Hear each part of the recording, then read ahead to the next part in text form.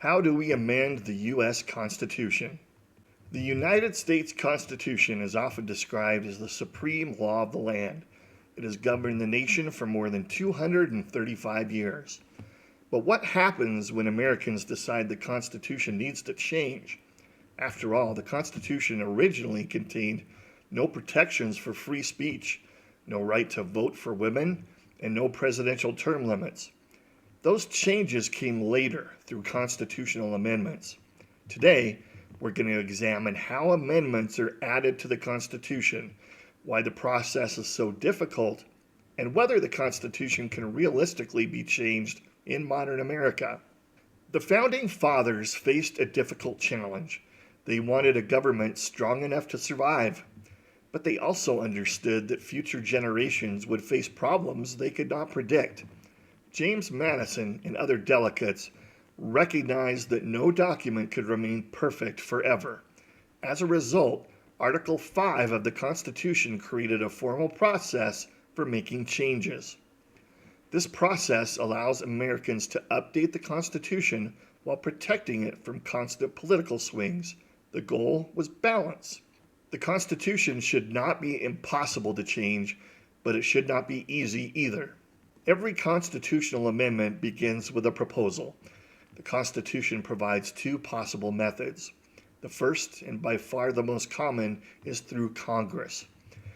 An amendment can be proposed when 2/3 of both the House of Representatives and the Senate vote in favor of it.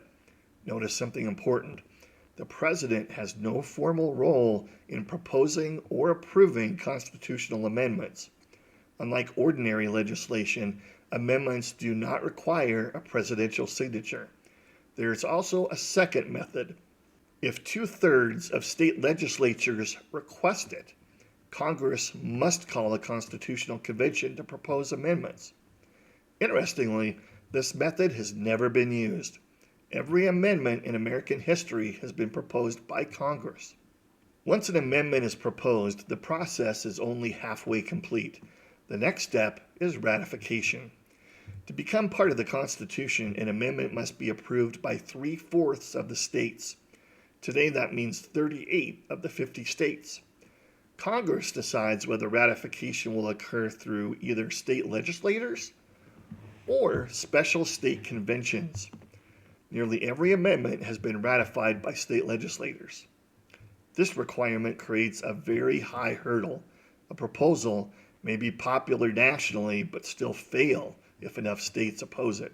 The Constitution has only been amended 27 times. Think about that. In more than 2 centuries, thousands of amendment proposals have been introduced. Only 27 succeeded. The first 10 amendments became known as the Bill of Rights.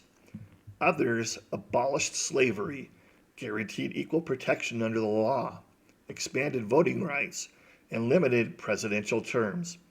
The most recent amendment, the 27th Amendment, was ratified in 1992. Ironically, it had originally been proposed more than 200 years later. The amendment process was intentionally designed to be difficult. Supporters argue this protects stability. A temporary political majority cannot easily rewrite the nation's governing document. Critics argue the process is now so difficult that necessary reforms are almost impossible. Consider modern proposals such as balanced budget amendments, congressional term limits, electoral college reform, or campaign finance amendments. Many attract significant support, yet none have come close to meeting the constitutional threshold. This raises an important question. Should the Constitution be difficult to change? Or has the process become too rigid for a modern nation of more than 340 million people? The Constitution has endured for more than 2 centuries in part because it can be amended. But it has also endured because the amendment process requires overwhelming agreement. To change the Constitution today, Americans must build support across Congress, across states, and often across political parties.